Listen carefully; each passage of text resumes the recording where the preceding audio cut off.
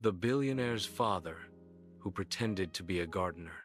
A long time ago, in a bustling African city filled with skyscrapers and wealth, there lived a billionaire named Paul. His riches could buy almost anything: palaces, fleets of cars, even islands.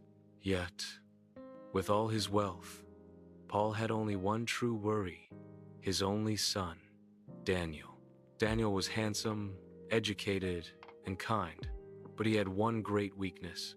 He was easily swayed by beauty and luxury.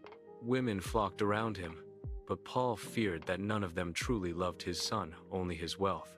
One night, as Paul sat under the moonlight, he said to himself, "A wife chosen by wealth is no wife at all. I must find a woman who sees beyond riches." The next morning, Paul came up with a clever plan.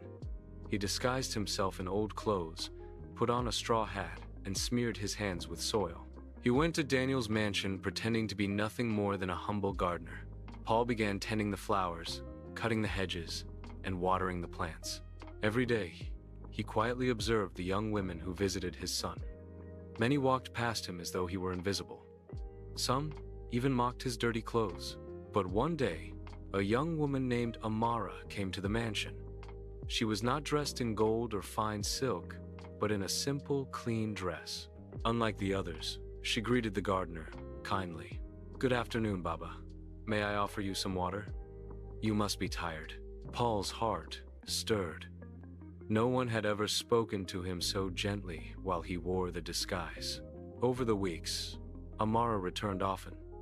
She wasn't impressed by Daniel's flashy cars or expensive gifts. Instead, she sat with the gardener, asking him for wisdom about life and family. She spoke of her dreams, not of riches, but of building a home filled with love, respect, and children. Paul knew then, this is the one. One evening, Paul called his son into the garden. Removing his hat, he revealed himself. Daniel was shocked. "Father, you were the gardener all this time?"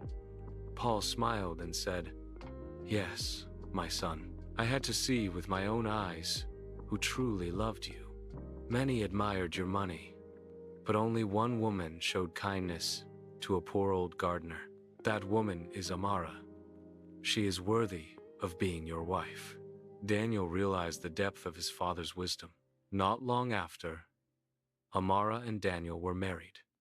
Their union was filled with love, laughter, and peace.